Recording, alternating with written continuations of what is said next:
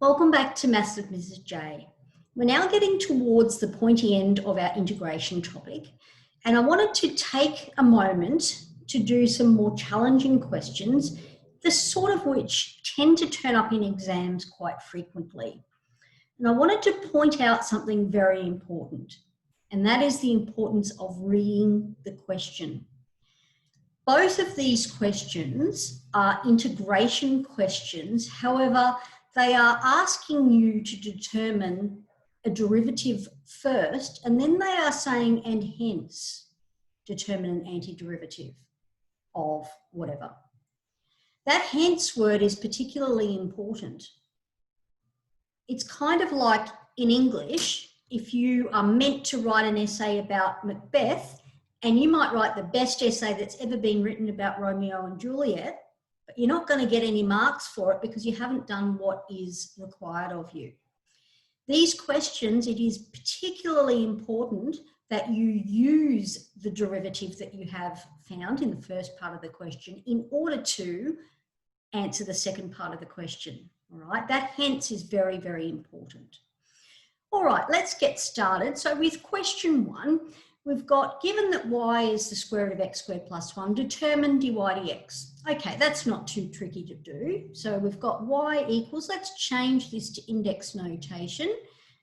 That will help us. So dy dx, using our chain rule, we're going to get a half x squared plus 1 to the negative a half, and we're going to multiply that by the derivative of our inner function. That is using your chain rule. Got a composite function there, a function of a function. Now the 2's actually cancel, so what we're left with there is x over square root x squared plus 1.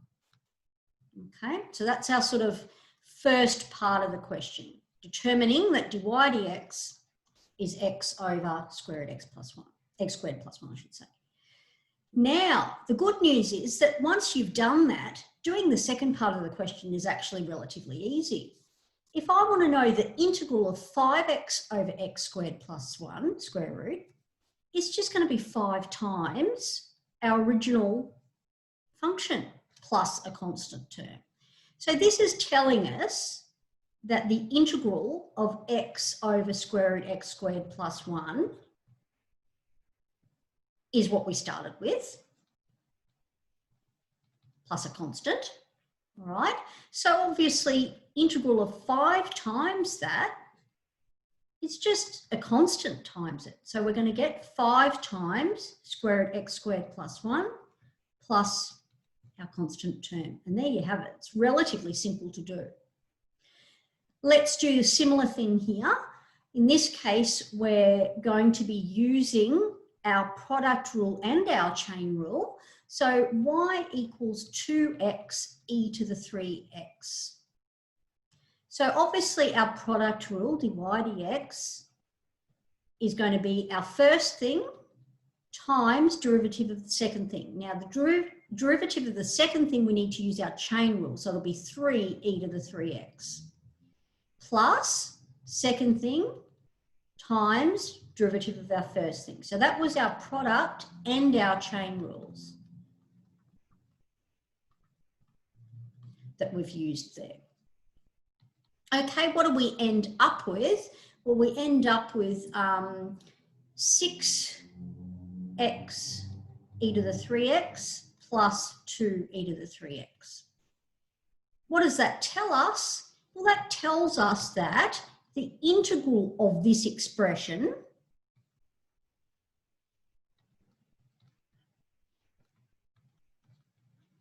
is going to be what we started with, plus some constant term. Okay, well, what is this? We can separate it out. Integral of a sum is sum of the integrals. So we've got integral of 6x e to the 3x. Now, we are asked to determine a derivative, an antiderivative of x e to the 3x. So let's rewrite this as 6 times x e to the 3x. It's perfectly fine to take out a constant. Plus integral of 2 e to the 3x. Well, that's easy to do. We don't need to worry about anything there. We just do e to the 3x, and we're going to divide by 3 because of our chain rule in reverse.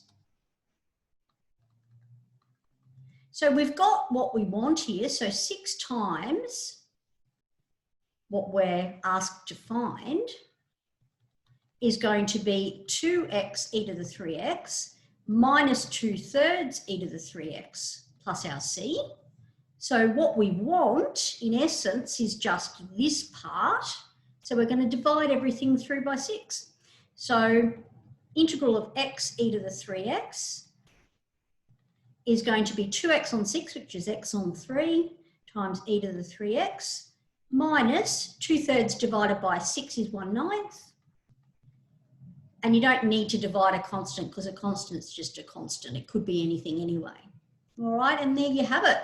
So not only is it a good idea to use what you're given in the question, because that will sort of lead you towards your answer, but it's actually vital that you do that, because if you don't, if you go sort of rogue and start doing a different method, you are not going to get the full marks for that question.